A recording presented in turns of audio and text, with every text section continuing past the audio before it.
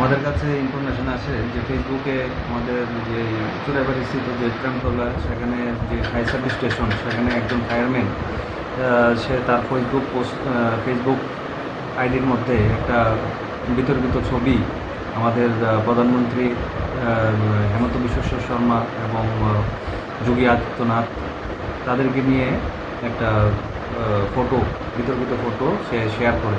তো এই অ্যাকর্ডিংলি এটা নিয়ে আমাদের এলাকার কিছু সুবুদ্ধসম্পন্ন মানুষ ক্ষিপ্ত হয়েছেন যে পেহেলগামে একটা বড় ইনসিডেন্ট হয়ে গেছে এবং এটার উপর ভিত্তি করে সে একটা দেশের মাননীয় প্রধানমন্ত্রীকে নিয়ে বিতর্কিত মন্তব্য করেছেন এবং একটা ফটো শেয়ার করেছেন।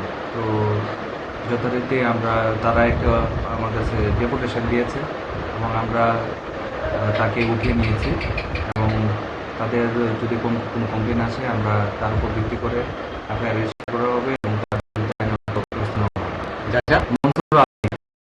মনসুর আলী তার বাড়ি হচ্ছে কালাছড়া ওয়ার্ড নাম্বার 3। বর্তমানে আপনার কাছে তার বিরুদ্ধে ছিল কিন্তু তারা দেবে বলছে, আমাদের ডেপুটেশনের মতো দিয়েছে আর অভিযোগটা দেবে বলছে। খবর পেয়েছি যে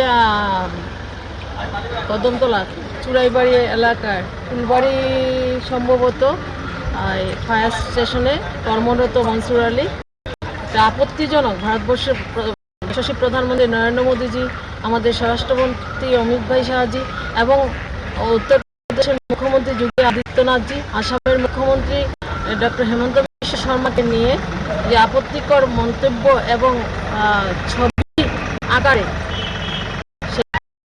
ফেসবুক হ্যান্ডেল থেকে প্রকাশ করেছে সামাজিক মাধ্যমে, অনেকেই দেখেছেন।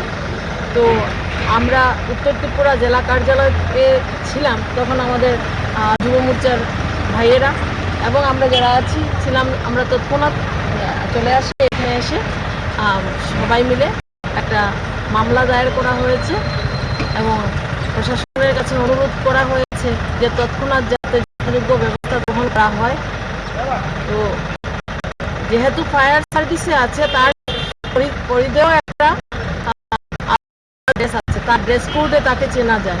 তো ভারতবর্ষে থেকে একটা ড্রেস কোড নিয়ে ভারতবর্ষের প্রধানমন্ত্রী এবং স্বরাষ্ট্রমন্ত্রীর বিরুদ্ধে এহেন পোস্ট, যেটা ক্ষমা অযোগ্য এবং আমরা তার তীব্র নিন্দা এবং ধিক্কার জানাই। এবং ওসি সাহেবের কাছে আমাদের অনুরোধ ছিল যে তাকে যথাযোগ্যভাবে কঠোর শাস্তি প্রদান করা এবং আমরা ধন্যবাদ জানাই ত্রিপুরা পুলিশকে